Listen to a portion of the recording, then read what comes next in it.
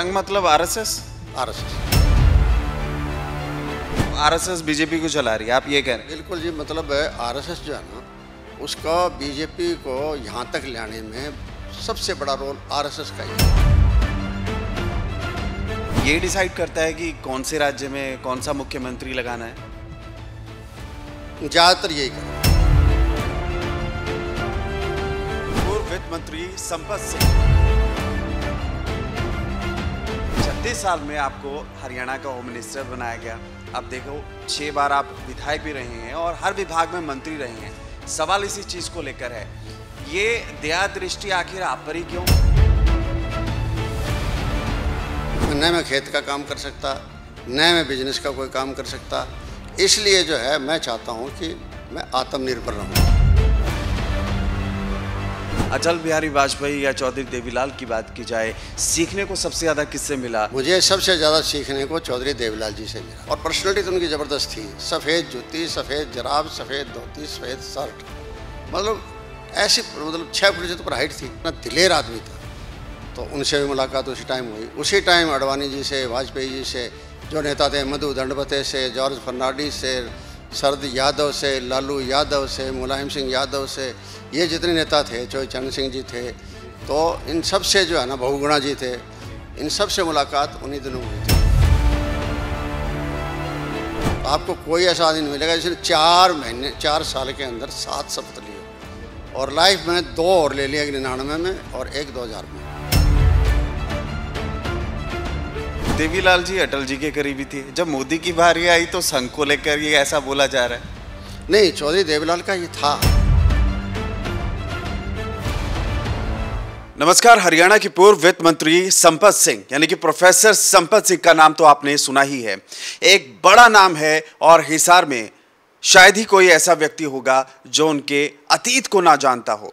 लेकिन आज पूरी आवाम को हम बताएंगे संपत सिंह है कौन है, उनके निजी जीवन से जुड़े कुछ सवालों को लेकर भी जवाब जानने की कोशिश करेंगे और राजनीति को लेकर भी तीखे सवाल होंगे।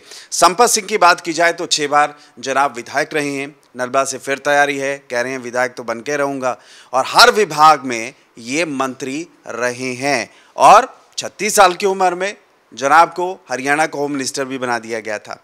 और भी कई बड़े किस्से हैं। तमाम चीज़ों को लेकर एक एक सिलसिलेवार तरीके से सवाल होंगे।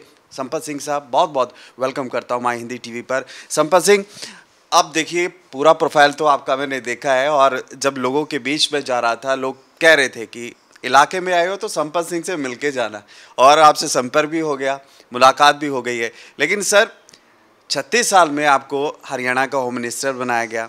अब देखो 6 बार आप विधायक भी रहे हैं और हर विभाग में मंत्री रहे हैं।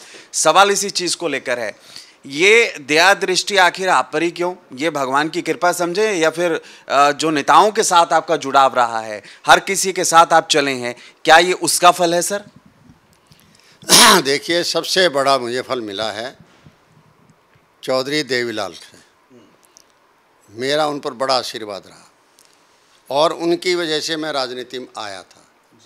मेरा राजनीति में आने का कोई लक्ष्य नहीं था। मैं तो कॉलेज में पढ़ाया करता था और पढ़ाई के साथ साथ मैंने एक प्राइवेट स्कूल भी खोल रखा था, क्योंकि जिस कॉलेज में पढ़ाता था मैं, उस कॉलेज ने क्या किया 2 साल के बाद मुझे रिलीव कर दिया था। तो मुझे ये लगा कि कभी दूसरे कॉलेज में जाएंगे वो भी रिलीव ना कर दें, तो और कोई मुझे काम आता नहीं था, सिर्फ पढ़ाई का काम आता था। हालांकि घर वालों ने भी एतराज़ किया कि अब स्कूल बढ़ाओगे, तुम कॉलेज में पढ़ाते हो, अब छोटे बच्चों को पढ़ाओगे। मैंने कहा कोई फ़र्क नहीं पड़ता, मुझे ये काम आता है। मैं खेत का काम कर सकता, न मैं बिजनेस का कोई काम कर सकता, इसलिए जो है मैं चाहता हूँ कि मैं आत्मनिर्भर रहूँ। तो स्कूल भी खोल लिया था। उसके 2 महीने बाद ही जो है दूसरे कॉलेज में मुझे सर्विस मिलेगी प्रोफेसर की।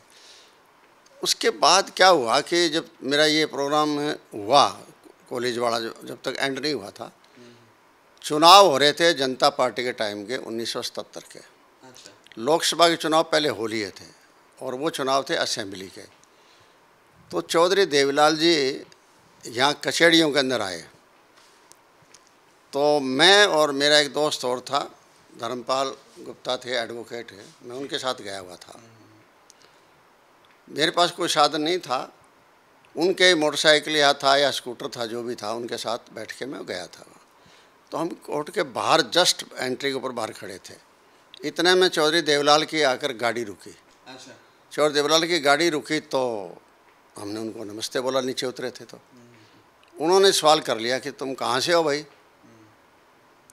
मैंने कहा जी मैं तो बट्टू कलां से हूँ और ये जो है ढांड से है। बोले तुम तो दोनों ही मेरे हल्के के हो।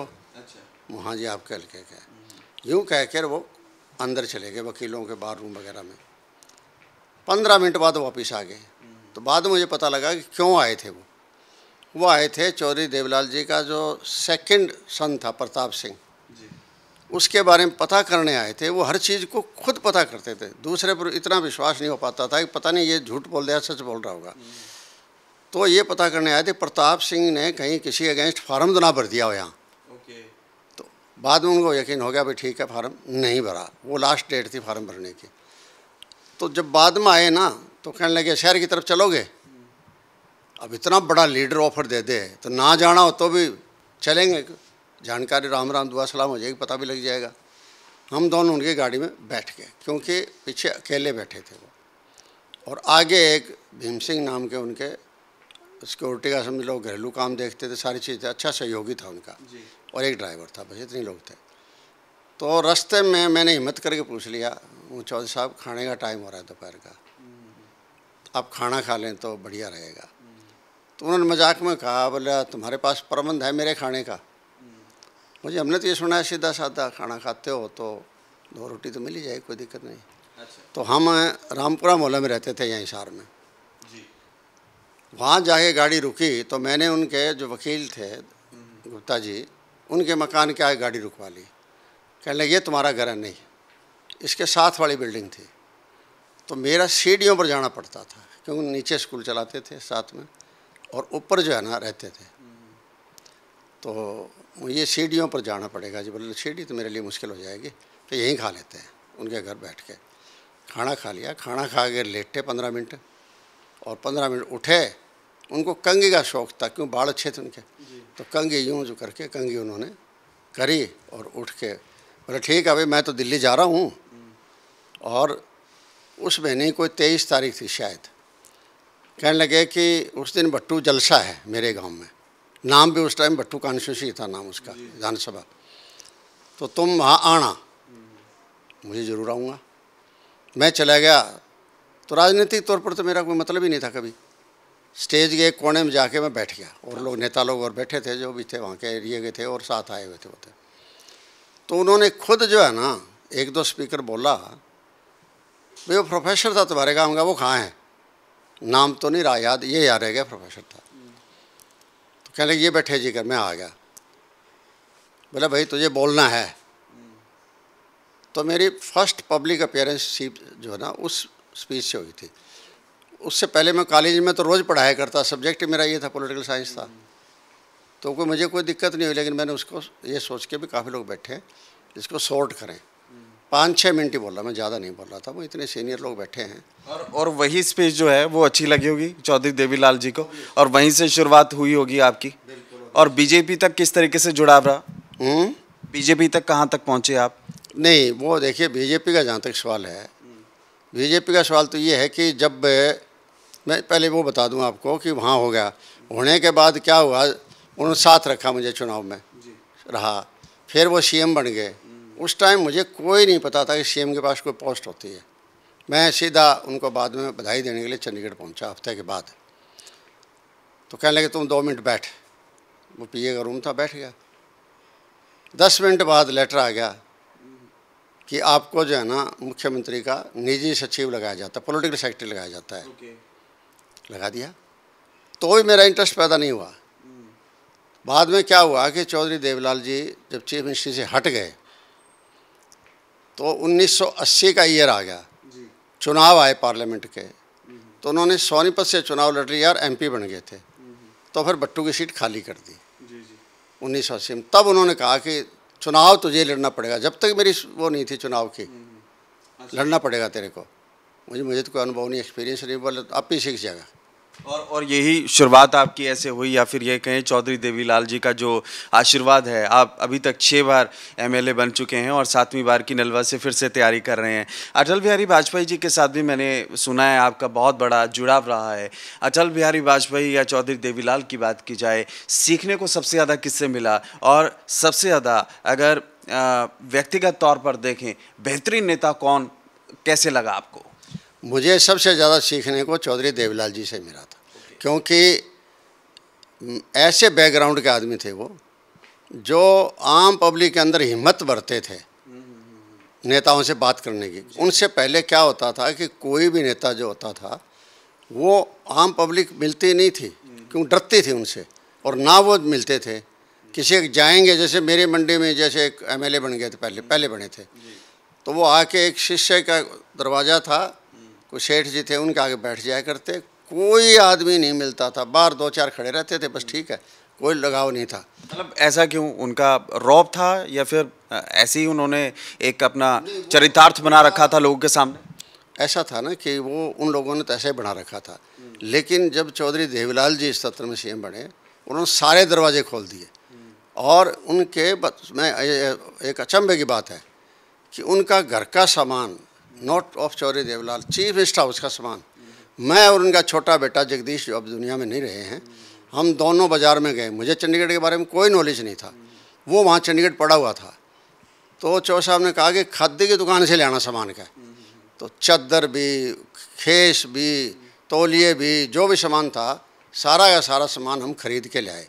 इवन गैस चूल्हे तक का कनेक्शन हम जाके लेके आए कि एमएलए के नाम पर एक गैस मिलेगा चूल्हा और चीफ मिनिस्टर के नाम पर 2 गैस चूल्हे मिलेंगे। हम बाकायदा एप्लीकेशन देकर ले के आए थे, मतलब कोई सरकारी अधिकारी नहीं जा रहा, हम ले आए थे। कहाँ तो वो टाइम था और कहाँ अब टाइम है। 2-2 करोड़ रुपए रेनोवेशन पर चीफ मिनिस्टर के हाउस पर लग जाते हैं। उन दिनों में जब मैं होम मिनिस्टर था और चौधरी देवीलाल जी चीफ मिनिस्टर थे, तो उन्होंने 1 नंबर कोठी उनके पास थी, 2 नंबर कोठी मुझे दे रखी थी कि ताकि जब भी बुलाना पड़े तो मैं चला जाऊं। और दीवार बीच के अंदर कोई 2 फुट की दीवार होगी घर को, तो बुला लिया करते थे। छोटी सी बात तो टेलीफोन करते, संपत मैं आज चला जाया करता, बोले तेरे को क्या पता लगा मैं बुला रहा हूँ, मुझे आपने आवाज़ दी, इसका मतलब यही है बुला ही रहे हो आप घर को। तो उन वो बड़ा मतलब एक ऐसे आदमी थे, ज़मीन से जुड़े हुए आदमी थे। जैसे मुख्यमंत्री काल में क्या हुआ कि रात को वो तो शाम रुके हुए थे, सुबह सुबह उनकी आदत क्या थी, सुबह जल्दी उठते थे और उठ के पहले नहाए धोई करते थे और उसके बाद घूमते थे। नहाने के बाद, ये पहला इंसान मैंने देखा, वरना लोग पहले घूम लेते हैं बाद में नहाते हैं। और पर्सनैलिटी तो उनकी ज़बरदस्त थी, सफ़ेद जूती, सफ़ेद जराब, सफ़ेद धोती, सफ़ेद शर्ट, मतलब ऐसी, मतलब 6 फुट से तो ऊपर हाइट थी, अच्छी सेहत थी, पहलवान पहले रहे हुए थे। तो वहाँ से कहने लगे सुबह से उठते, बोले संपत चल यहाँ गांव में चलते हैं। तो गांव में हम गए, नज़दीक लगता है गांव थे, ट्यून विलेजेस थे। तो वहाँ जब गए तो गांव वाले सुबह सुबह कोई उठ रहा था, कोई हाथ मुंह धो रहा था, औरतें कोई दूध पानी कर रही थी और कर रही थी। तो धीरे धीरे पता लगा देवीलाल आ गए, देवीलाल आ गए, तो चारपाई डाल दी और बैठ गए थे। तो काफ़ी लोग इकट्ठे हो गए। तो उस टाइम इन्होंने ये कहा लोगों ने कि चौधरी साहब थोड़ा हमें बता के तो आ जाते हैं, कुछ हमारी भी इज्जत रह जाती है, आप तो अचानक ही आ गए। अरे बोले क्या करना है, तुम्हारे पास कोई दूध का कप है, दूध का ले आओ, और भैया चाय बना रखे तो चाय ले आओ, जो है बना ले आओ अपना। तो वो चाय ले आए और उसके बाद राजी खुशी पूछ के फिर चलने लगे। तो तुम्हारा कोई काम भी होगा बता दो। बोले हमारे गांव में जो है हाई स्कूल नहीं है, ट्यून विलेज है, सड़क के दोनों तरफ है, तो आप जो है हमें स्कूल दे दो। हो गया भाई, इतने में गाड़ियाँ पीछे से आ गई, तो बैठ कर वापस आ गए। रास्ता मुझे पढ़ाने लगे, बोले संपत इस बात से क्या सीखा तू, मुझे आप बताओ। बोले मैं अगर प्रोग्राम बना के आता गांव में, एक तो पंचायत और गांव वाले मेरे पर बहुत खर्चा करते, शामियाँ लगाते और लगाते, सारा ढमढमा इकट्ठा होता और 50 मांगे दे देते लिखे, क्योंकि कोई लिखने वाला कहते मेरे ये मांग है भाई, मेरी ये मांग है, मेरी ये मांग है। सारी स्टेट का बजट खर्च करने से भी पूरी ना होती। और अब उनके जो सबसे ज़्यादा तकलीफ दे रही थी, एक मांग रखी है, तो इसका मतलब है स्कूल की ज़्यादा इनको ज़रूरत थी। बिल्कुल ज़मीनी स्तर के नेता थे, बिल्कुल समझ में आ रहा है। बिल्कुल अपना नाम गाँव का था खरखड़ी झाँवरी। खरखड़ी खरखड़ी झाँवरी। खड़खड़ी झांवरी। ठीक है, ज़मीनी स्तर के वो नेता थे, बिल्कुल समझ पड़ रहा है। लेकिन अटल बिहारी वाजपेयी जी की बात की जाए, ये क्या बिल्कुल विपरीत थे? उनके साथ आप कितनी बार मुलाकात किए हैं और क्या कुछ वो मुलाकात में बातें होती थी? भारत को लेकर बातें होती थी, भविष्य को लेकर बातें होती थी? संपत किस तरीके से कनेक्शन में आए उनके? देखिए, मैं क्या हुआ था कि चौधरी देवलाल की वजह से कनेक्शन में आया। मैं उनसे नहीं आया। मैं राजस्थान के चीफ मिनिस्टर बहुत लंबे टाइम रखते रहे थे, भैरव सिंह शेखावत, उनके कांटेक्ट में भी आया। गुजरात के चीफ मिनिस्टर थे उन दिनों में 77 में अपना चिमन भाई पटेल, और बिहार के थे कर्पूरी ठाकुर, और उड़ीसा गए थे अपने जो ये नवीन पटनायक जी हैं, इनके फादर थे। उनकी लंबाई भी बहुत लंबाई थी, धोती वही बांधते थे। और जनरल सुकार्णो का, क्योंकि वो पायलट थे, बीजू पटनायक नाम था उनका, जनरल सुकार्णो का जो है ना, हवाई जहाज़ लेकर उनको वहाँ से बचाने के लिए जो कैद कर रखा था, वो गए तो उनको लेके आए थे। इतना दिलेर आदमी था। तो उनसे भी मुलाकात उसी टाइम हुई। उसी टाइम अडवाणी जी से, वाजपेयी जी से, जो नेता थे, मधु दंडवते से, जॉर्ज फर्नांडिस से, शरद यादव से, लालू यादव से, मुलायम सिंह यादव से, ये जितने नेता थे, चौधरी चरण सिंह जी थे, तो इन सब से जो है ना, बहुगुणा जी थे, इन सब से मुलाकात उन्हीं दिनों में हुई थी। उस वजह से मेरी उम्र तो उस टाइम बहुत छोटी थी, 30-32 साल का, 30 साल का ही था मैं उस टाइम तो। लेकिन इन लोगों के साथ, क्योंकि चौधरी देवलाल का आना जाना था, हर बार मैं साथ जाया करता, मुझे साथ बिठाया करते, बोले तुझे कुछ सीखने को मिलेगा करके। तो उस टाइम मैं इनको सबको देखा करता था। तो उससे उनके सबका जो है ना एक परख हो गई थी कि, और उस टाइम के नेता सारे तकरीबन अच्छे थे। मतलब वेल बिहेव्ड होते थे और आम ज़मीन से जुड़े हुए थे। तो ज़मीन से जुड़ा हुआ आदमी जो होगा, तो मैं भी ज़मीन से जुड़ा हुआ था, तो मुझे सारे अच्छे लगते थे। बाद में धीरे धीरे करके एक एक करके सारे लुप्त हो गए। अब वाजपेयी का जी था, जैसा उनकी पकड़ थी और जैसी उनकी पहचान थी, गजब की पहचान थी। ये जो बात है ना, ये जो मिलने गया था मैं, जो मेरी फ़ोटो आ रही है उनके साथ, ये 1 नवंबर 1999 की है। वो हरियाणा डे था। तो मैं उस टाइम फाइनेंस मिनिस्टर बन गया था। जुलाई में चौटाला जी सीएम बने थे, मैं फाइनेंस मिनिस्टर बना था।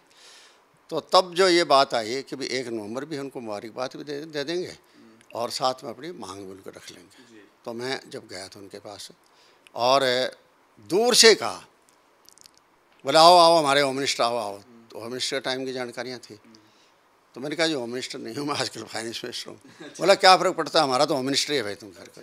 इतना मतलब आदमी, याददाश्त उस आदमी के इतनी पक्की याद थे, क्योंकि इंटर स्टेट काउंसिल हुआ करती थी, उसकी मीटिंग होती थी, तो चीफ मिनिस्टर और एक सीनियर मोस्ट मिनिस्टर 2 जाया करते थे उस मीटिंग में।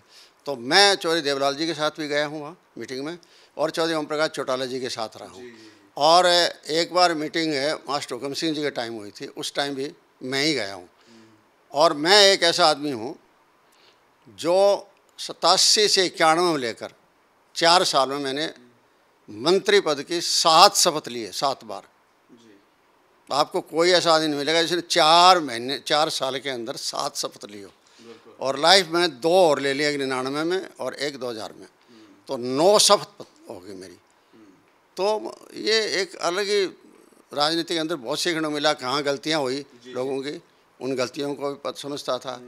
और मेरे टाइम 3 बड़े लीडर थे हरियाणा के, चौधरी भजनलाल जी, चौधरी बंसीलाल जी, और मैंने जैसे क्या मेरे अपने नेता चौधरी देवीलाल जी।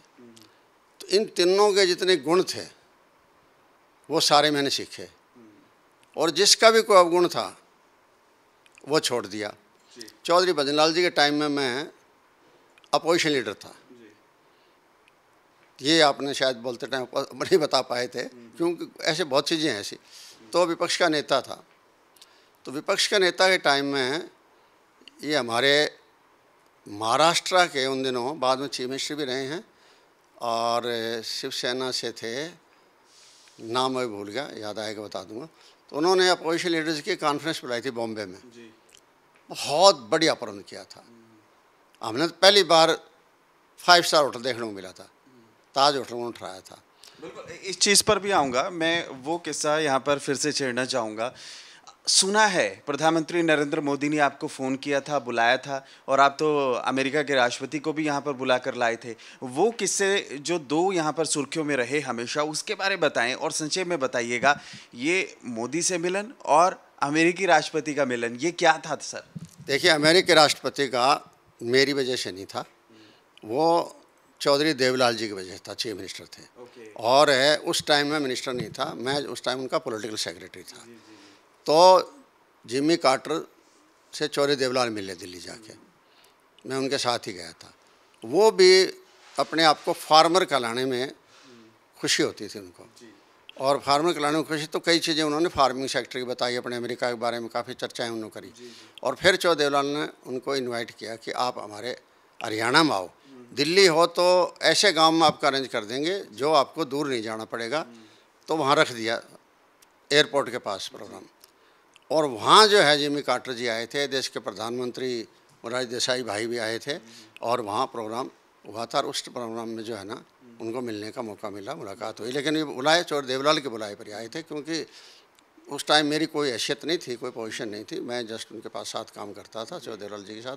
लेकिन उनकी वजह से मुझे इन सब बड़े बड़े नेताओं से मिलने का मौका मिल गया था। तो ये हुआ था। और जहाँ तक मोदी जी का सवाल है, 96 में मोदी जी जो है वो जनरल सेक्रेटरी थे, हरियाणा इंचार्ज थे, और रामविलास शर्मा जी अध्यक्ष थे, और मनोहर लाल खट्टर जी ऑर्गेनाइजिंग सेक्रेटरी थे। तो ये तीनों जो बड़ी हस्तियाँ थी उस टाइम। तो उन दिनों एक हवा चल पड़ी थी, जैसे चौधरी देवीलाल जी है, हवा की बहुत परख करते थे। कहते थे एक एक आदमी से जोड़ोगे हवा बनेगी, और हवा बनेगी तो आप चुनाव जीत जाओगे। आप ये जो लिए फिरते हो ना, बदली कर दो, नौकरी लगा दो, इसकी कोई वैल्यू नहीं है, कोई नहीं पूछेगा आपको। एक नौकरी लगेगा, 10 नाराज़ होंगे आपसे, और हवा बन जाएगी, सारे जीत जाओगे। तो जैसे हवा की बात करते थे वो। तो हवा वाली बातें चलते चलते जो है उनको जिक्र आ गया, कहने लगा जो बीजेपी से समझौता करेगी पार्टी, उसकी सरकार आएगी। बीजेपी खुद का इतना असर नहीं है, लेकिन वो साथ जुड़ जाएगी तो उसकी सरकार आ जाएगी। और तू ऐसा कर, वहाँ इनके संघ के आदमियों की ज़्यादा चलती है, तो जो संघ के लोग हैं उनसे मिल जाके। उन्होंने मेरी ड्यूटी लगा दी। सबसे पहले मैं रामविलास शर्मा जी से मिला, पार्टी अध्यक्ष का, क्योंकि मेरे साथ कुलीग रहे थे, मंत्री रहे थे। तो उनसे मिला, तो वो कहने लगे संपत जी हम चाहते हैं कि लोकदल के साथ ही हमारा समझौता हो। सुषमा जी कोशिश कर रही थी हरियाणा विकास पार्टी के साथ, चौधरी बंसीलाल जी के साथ कोशिश कर रही थी। लेकिन इन तीनों का मूड यही था कि लोकदल से हो गया। हमारे जनरल सेक्रेटरी साहब भी यही चाहते हैं। तो फिर मनोहर लाल जी और रामविलास जी दोनों को रोहतक में फिर मेरी मुलाकात हुई। फिर वो कहने लगे आपको बात करा देते हैं नरेंद्र मोदी जी से भी। फिर हम जाके तीनों और एक में चौथा, चारों हमने मीटिंग की। धीरे धीरे करके 2-3 दिन के अंदर अंदर जो है हमने लगभग सारा डिसाइड कर लिया। तो शुरू वाली मुलाकात के बाद ही चौटाला साहब ने मुझे कहा कि संपत तू जा रहा है, ये लोग बड़े ऊत होते हैं जनसंघ वाले, ये कभी तेरे दबाव में ले लेंगे। मुझे कोई भी सीट आपके बिना यस करे बिना नहीं क्लियर होगी, क्योंकि आप ही करोगे, मैंने थोड़ी करनी है। ये चीज़ समझ नहीं आई। देवीलाल जी अटल जी के करीबी थे, जब मोदी की बारी आई तो संघ को लेकर ये ऐसा बोला जा रहा है। नहीं, चौधरी देवीलाल का ये था। देखिए, जहाँ तक चौधरी देवीलाल की बात थी, वो चौधरी देवीलाल का एक उनका नैरेटिव बन गया था कि हवा चलाओगे ना, और हवा जब चलाओगे विभिन्न लोगों के साथ जोड़ोगे, और जुड़ने से वही बात आ गई ना, रुपए आपके पास 99 पैसे हैं, एक पैसा मिलाओगे तो रुपये बनेगा, वरना तो रुपये बनेगा नहीं। इसलिए उनकी सोच ये थी। और फिर मैं चलो बात कर ली, और चौटाला साहब के टच में रहता था कि भाई कभी ऐसी बात ना हो जाए, कहीं गलती हो जाए। तो चौटाला साहब भी ठीक बताते गए भी चलो ठीक है। लास्ट में एक सीट पर झगड़ा हो गया, तावड़ू पर, जहाँ आज भी जो है संजय सिंह मंत्री हैं बने हुए, इनके पिताजी थे सूरजपाल जी ठाकुर थे। तो उस सीट पर चौटाला साहब कहने लगे ये सीट तो नहीं देनी किसी सूरत में। तो ऑब्वियसली मैंने भी वही भाषा बोल दी उनके सामने कि ये सीट हम नहीं दे सकते। अच्छा, बीजेपी वालों के सामने अड़ लिए? नहीं, मुझे कहा उस टाइम बीजेपी मिले या नहीं मिले थे, नहीं। अब शुरू होती है बात। फिर वो कहने लगे रामविलास जी, बोले जी चौटाला साहब से फिर बैठ के सीधी बात कर लेते हैं दिल्ली। तो चौधरी देवीलाल जी का हाउस था, कोठी थी, वहाँ चौटाला जी से मिलने गए। वहाँ मिलने गए तो उन्होंने बड़ा मतलब उनका एटीट्यूड जो था थोड़ा सा डिफरेंट था इन संघ के बारे में, बीजेपी के नेताओं के बारे में। बोले उनके पल्ले क्या है, क्या मुझे पहले कहते थे। तो बात चली इसकी, तो मोदी जी ने भी इंटरफेयर किया बीच में। कहने लगे जी वहाँ तो हमारा कैंडिडेट है सूरजपाल जी और 100% जीतेंगे। बोले जी वो तो आपको नहीं दे सकते, किसी भी सूरत में नहीं दे सकते। और भी कुछ ऐसे शब्द किए जिनसे उनको मोदी जी को भी और साथ आए लोगों को चोट पहुंची थी। अच्छा, मोदी जी के सामने बोल दिया ये? सामने बोलते तो उस टाइम उनको तो ये कह दिया था ना कि हरियाणा में आप सरकार बनाओगे क्या है आपके पल्ले। अब वो बोल ही दूँ शब्द, बोले क्या है आपके पल्ले कर कोई। अच्छा। हाँ, तो उस टाइम तो कुछ थे ही नहीं ना। उन्होंने चौटाला साहब तो सीएम रह चुके थे, तो उनको ये बात उन्होंने कह दी, लेकिन मुझे भी अच्छी नहीं लगी, उनको भी अच्छी नहीं लगी। चलो जैसे तैसे वो मीटिंग ख़त्म हुई, वो लोग चले गए। उसके बाद आखिर में क्या हुआ कि जब फैसला होने लगा तो जनता दल और बीजेपी के साथ बातचीत चल रही थी, तो जनता दल की तरफ से ऑथराइज किए हुए थे जॉर्ज फर्नांडीज को। तो उनकी बातचीत हुई तो बिहार डिसाइड हो गया कि मिल के लड़ेंगे, जनता दल और बीजेपी मिल के लड़ेंगे। हरियाणा में ये हो गया, रामविलास शर्मा जी ने जब मीटिंग चल रही थी उस टाइम ही मुझे टेलीफोन किया, कोठी पर चौदेव वाली कोठी में बैठा था। उन्होंने टेलीफोन किया कि अभी भी बात हो सकती है, बता दो आपका तावड़ी वाली बात पर। अच्छा। तो चौटाला थे जलंधर, किसी संपादक के घर गए हुए थे, तो मैंने टेलीफोन किया, बताया लैंडलाइन का। ना संपत ना ये नहीं देनी, तो नहीं देनी तो नहीं देनी, चलो होगी बात। इसके बाद रेडियो पर समाचार आया, चौधरी जी रेडियो काफ़ी सुनते थे, न्यूज़ का खास करके उनके टाइमिंग थे न्यूज़ के। तो उन्होंने सुन लिया कि हरियाणा में समझौता एचवीपी के साथ बीजेपी का हुआ और बिहार के अंदर समझौता जनता दल का और बीजेपी का हुआ है। तो चौ साहब बहुत गुस्सा हुए जॉर्ज फर्नांडीज पर, बोले इसने मरवा दिया क्या अपनी स्टेट के अंदर, तो उन्होंने कर लिया समझौता, हरियाणा में नहीं करा, मिलाओ टेलीफोन उसका। तब मैंने कहा जी उनको ऑथराइज किसने करा था, बिहार में ऑथराइज किए हुए थे वो, यहाँ किसने किया था। बोले कौन करता, वो आप करते या चौटाला साहब करते। तो चौटाला साहब वो ओम कहते थे। बोले कहाँ है ओम, वो जलंधर गए हैं। तो बागड़ी भाषा में कहने लगे अपनी माँ को रोने गया वहाँ का, यहाँ तो राज बंट रहा है और वो वहाँ जा रहे हैं। गुस्सा में आगे बोले मैं तुम लोगों को सबको हराऊँगा इस चुनाव के अंदर का, मैं तुम्हारी खिलाफत करूँगा, तुम हवा के खिलाफ चलते हो क्या, हवा का रुख नहीं समझते, ये नहीं करते वो नहीं करते, दसों बात इतनी हुई सारी। तो चलो खैर हुआ, वो उन्होंने लड़ लिया और वो चौबंसीलाल जी सीएम बन गए थे। उसके बाद चलो मेरा मोदी जी से मिलना जुलना रहा बीच में, फिर ये बन गए चीफ मिनिस्टर मोदी जी। हालांकि चौटाला साहब उनकी शपथ ग्रहण समारोह में भी गए थे, क्योंकि जब चौटाला साहब भी हरियाणा के सीएम थे उस टाइम बन गए थे, मैं फाइनेंस मिनिस्टर था, तो मैं तो नहीं गया था, ये गए थे। अच्छा। और उसके बाद मेरी जो है ना साल में कभी कभी उनसे बात हो जाया करती थी टेलीफोन पर।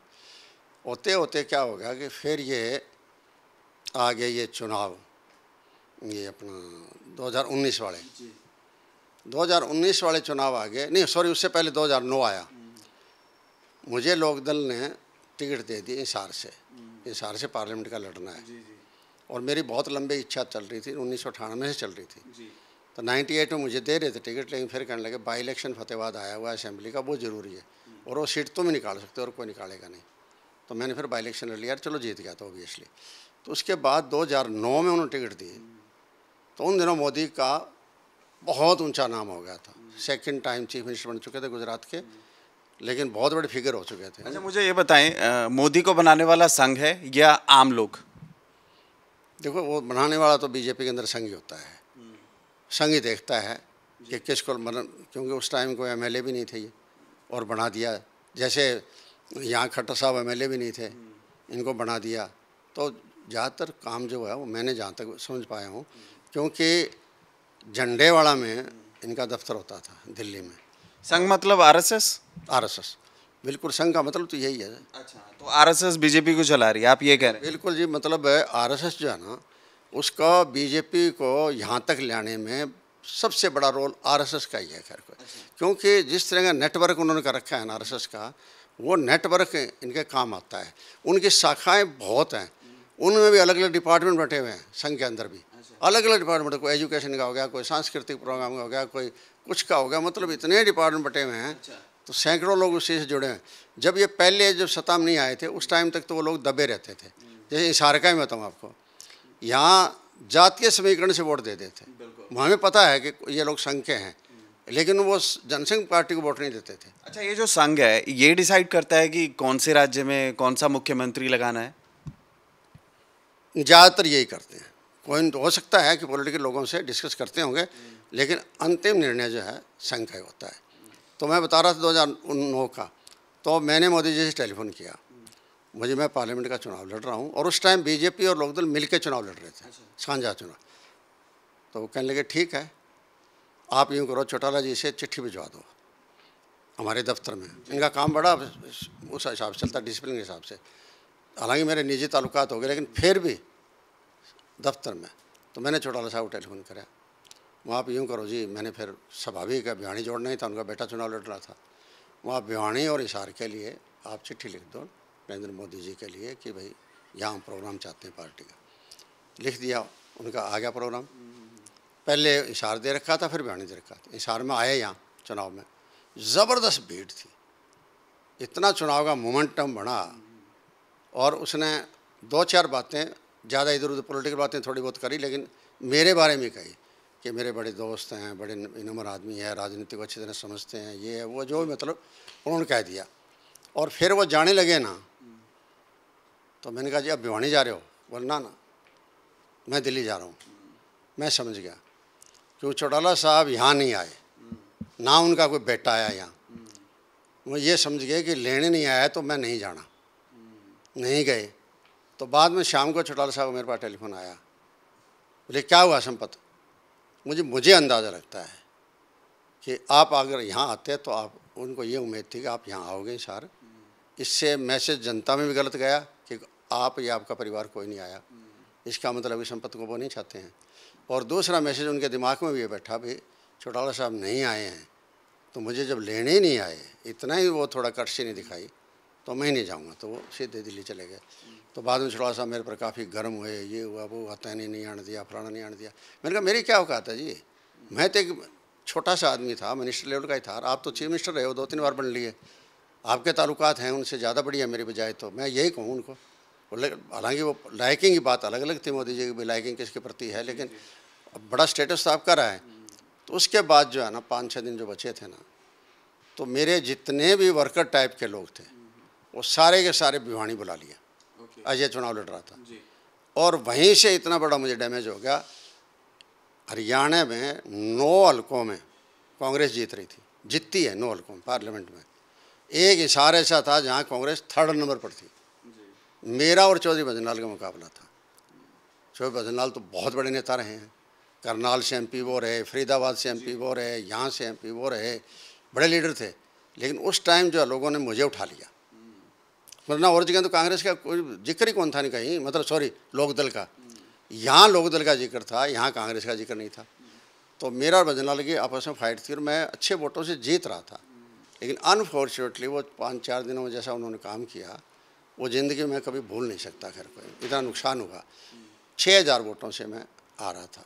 अगर उस टाइम में गुस्सा है उनके खिलाफ या मलाल है, या फिर ठीक है माफ़ कर दिया? मैं करता ही नहीं। अच्छा, मलाल है कि इतना मैं परिवार से जुड़ा रहा हूँ, क्योंकि मैं हर बच्चे से जुड़ा रहा हूँ। चौधरी देवलाल के परिवार से मैं एक पारिवारिक मेरे रिलेशन हो गए थे। अच्छा संपत जी, ईमानदारी से जवाब दीजिएगा, ऐसा नहीं लगता कि देवीलाल ने यूज एंड थ्रो किया आपके साथ? नहीं, चौधरी देवलाल ने कभी नहीं किया यूज एंड थ्रो, बिल्कुल नहीं किया। चौधरी देवलाल ने तो हमेशा मुझे आगे रखा, मतलब अपनी औलाद से भी आगे रखा मुझे। उनके बात टाल सकते थे, मेरी बात कभी नहीं टाली उन्होंने।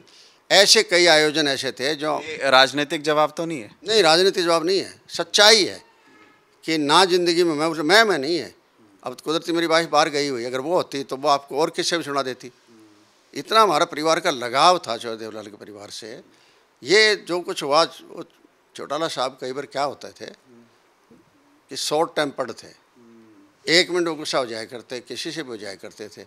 और एक बार जिससे नाराज हो गए ना, तो ये था भी ये आदमी उस अगले बार आप कोशिश कर लो, आपसे राजी नहीं होगा। 4 लाइनों में जवाब देना हो तो ये बताएं मुझे कि जो इनेलो का इस वक्त हाल है या जो स्थिति है, ये किसकी वजह से है, और परिवार जो टूट रहा है ये क्यों ऐसा हुआ है? देखिए, मैं ये कहना चाहता हूँ कि चौधरी देवीलाल को भी बहुत बड़ा आखिर में नुकसान उठाना पड़ा था। वो नुकसान उठाना पड़ा उनको अपने पोते की वजह से, और बाद में इस टाइम बाद में चौटाला साहब को उठाना पड़ा 2018 में, वो भी उनके पोते की वजह से। तो आज उनको ये सारी चीज़ें याद आ रही होगी कि उनके जो साथी थे वो तो एक एक करके सारे किनारा हो गए, किनारा कर दिया गया है, सारे किनारे कर दिए, और परिवार की तरफ बढ़ गया। तो बढ़ेगा तो स्वाभाविक है, मैं जैसे मुसलमानों का हिस्ट्री थी, बाप को मार के बेटा बैठता था, कुर्सी पर बैठता था। तो कहीं न कहीं आज की राजनीति के अंदर भी हम देखते हैं कि एक परिवार के अंदर अगर कई लोग आ जाएंगे तो फिर देखो प्रतिस्पर्धा बढ़ेगी। जब 2009 का ये चुनाव हुआ, ये अलग जो हुए, जेजेपी बनी और इनेलो अलग हो गई, नहीं इसका कारण क्या है? ये नुकसान का कारण बना है या फायदे का सौदा था? नहीं, बहुत नुकसान हुआ इससे। 2009 के अंदर क्या हुआ कि चौधरी ओम प्रकाश चौटाला जी और अजय सिंह चौटाला दोनों एमएलए बन गए। चौधरी चौटाला जी ने 2 जगह चुनाव लड़ा था, तो दूसरी जगह सीट खाली करी, वहाँ से अभय सिंह को लड़ा दिया। तो तीनों बाप बेटे असेंबली में आ गए। 2013 में जब सज़ा होगी तो अजय सिंह और चौटाला साहब जेल में चले गए। उसके बाद जो चुनाव हुए 2014 में, तो अजय सिंह के बेटे को बना दिया एमपी, अजय सिंह घरवाली को बना दिया एमएलए, इधर अभय सिंह एमएलए बन गया। तो स्वाभाविक है कि इस उम्र में आप 25 साल की उम्र में आप एमपी बना दोगे, इच्छाएं तो बढ़ेगी। उनको ये होगा भी कभी ये अभय सिंह ना कब्जा कर ले, उनको ये होगा कि ये ना कर ले। जो आपस की जो परिवार की ये जो टूटन हुआ, एक आप इसको राजनीतिक लालच बोलेंगे? देखो, है तो राजनीतिक, ये मानेंगे कि और एम्बिशियसनेस, अच्छा, मतलब ये सोचना कि कल को जो है ना मैं और बहुत बड़ा बन सकता हूँ। मतलब इसका कई चीज़ें ऐसी है जो, जैसे उन्होंने इनसो बनाई थी, छात्र विंग बनाई थी। छात्र विंग का रजिस्ट्रेशन कोऑपरेटिव एक्ट में था। जब चौटाला साहब ने छात्र विंग को भंग किया ना, तो जवाब आ गया कि ये आप भंग नहीं कर सकते। ये वहीं से बगावत हुई, वहीं से बगावत हुई ना, वहीं से नहीं, बहुत पहले होली थी। अच्छा, जब होली जींद में हुई थी, रैली थी, वहाँ जो है नारे जो है ना वो ये लगे थे, अगला सीएम फलाना, अगला सीएम फलाना।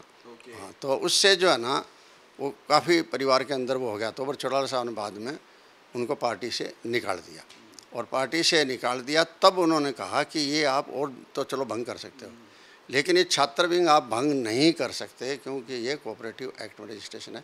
इसका पहले किसी को नहीं पता था, उसी टाइम पता लगा, तो इसका मतलब आप पहले से अलग चल रहे थे। तो ये जो हुआ ना आपस में बंटवारा का, तो उसके अंदर स्वाभाविक है। देखिए, चौटाला साहब के पास 1 सीट रहेगी, अभय सिंह चौटाला रह गए, और इधर से जो है ना इनको 10 सीटें आई। वो 10 सीटों का कारण ये था कि ये खुद नहीं थे, जो दूसरी पार्टी में जिसको टिकट नहीं मिली, जैसे बरवाड़ा है जिसको बीजेपी का वो कैंडिडेट था, बीजेपी की टिकट नहीं मिली तो इनकी टिकट ले ली। पर जजपा तो ये क्लेम कर रही थी कि ग्रामीण क्षेत्रों में हम मजबूत हैं, इसलिए इतनी सीटें में लोकदल मजबूत था, इसमें कोई दो राय नहीं। आज क्या हुआ है, मैं वोटों की समीकरण बदला है जो कि आज के दिन कांग्रेस का जो वोटर था वो बीजेपी के काफ़ी नज़दीक चला गया, मैक्सिमम, सारा नहीं मैक्सिमम चला गया, और जो लोकदल का वोटर था वो मैक्सिमम कांग्रेस के पास आ गया। लोकदल कमज़ोर हो गया। तो यूँ हुआ कि जब लोकदल के वोटर इधर आ गए कांग्रेस के, तो कांग्रेस के वोटर जो थे ना वो उधर चले गए बीजेपी की तरफ से, वरना बीजेपी तो थी नहीं हरियाणा में। लोकदल के सारे जीतती थी, या चलो एक बार हरियाणा विकास पार्टी के सारे जीती थी, अपने आप नहीं आती। अपने आप जो भी लड़े हैं, 2 सीट आई, 2 ही आई ज़्यादा में ज़्यादा, 7 लड़के आई हैं कभी। पारिवारिक बिखराव के चलते सब कुछ हुआ। सर बहुत बहुत धन्यवाद। तो आपने देखा किस तरीके से संपत सिंह ने पुरानी बातें बताई हैं, 80 के दशक में क्या हुआ, और अटल बिहारी वाजपेयी जी के साथ मुलाकात वक्त का वो किस्सा, और चौधरी देवीलाल जी के पारिवारिक जो किस्से हैं, जो इनसाइड स्टोरी है, वो संपत सिंह जी ने बताई, क्योंकि अंगसंग रहे, और किस तरीके से ये कारवा आगे बढ़ता चला नज़र आ रहा है, ये भी उन्होंने खुलकर बताया। उम्मीद है ये इंटरव्यू आपको पसंद आया होगा, और ज़्यादा से ज़्यादा आप इसको शेयर भी कीजिए। नमस्कार।